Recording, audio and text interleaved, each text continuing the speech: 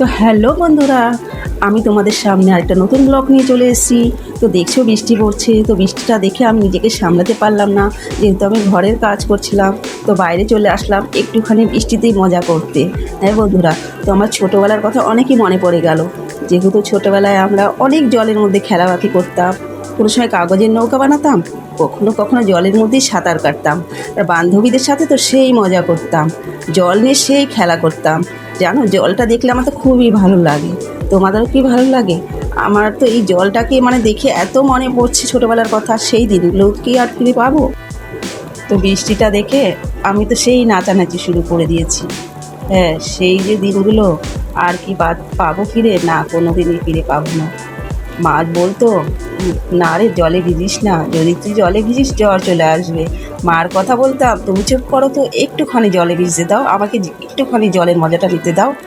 দেখো আমার মেয়েটাও চলে এসছে জলের মধ্যে লাফালাফি করতে, ওরও আমার মতো খুবই ভালো লাগে বৃষ্টি।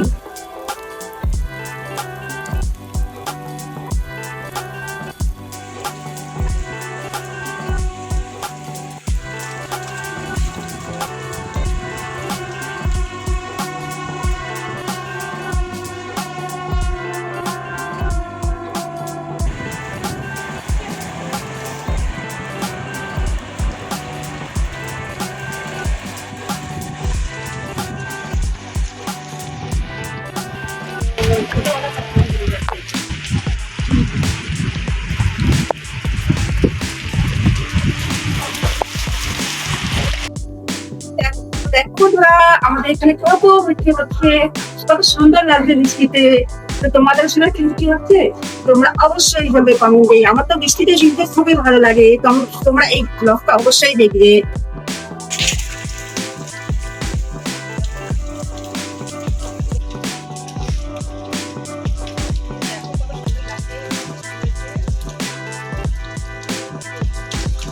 তো বৃষ্টিটা এখন অনেকই কম হয়ে গেছে, তো আশেপাশের জায়গাগুলো খুবই সুন্দর লাগছে, তো জলে ভিজে গেছে। আর গরমকালে যদি জলে ভিজে যায় সমস্ত জায়গা, তাহলে তো ভালোই লাগে দেখতে।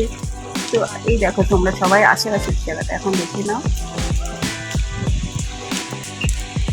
এই গরমের মধ্যে যদি বৃষ্টি পড়ে তাহলে আর কি হবে বলো, গাছপালাগুলো কেমন হয়ে গেছে, সুন্দর সবুজ হয়ে গেছে। হ্যাঁ, বাবা তো সেই বকাবকি করতো, তার জন্য আমরা লুকিয়ে পড়তাম, জানি বাবা আমাদের না দেখতে পারে, দেখতে পারলেই যে বকবে, যেহেতু জ্বর চলে আসবে। তো এখন বৃষ্টিটা শেষ হয়ে গেছে, তো এখন আমি যাচ্ছি নিচে, যেহেতু বৃষ্টি শেষ, তো ঘরের কাজগুলোও তো আমাকে সেরে নিতে হবে, ঘরের অনেক কাজ পড়ে রয়েছে।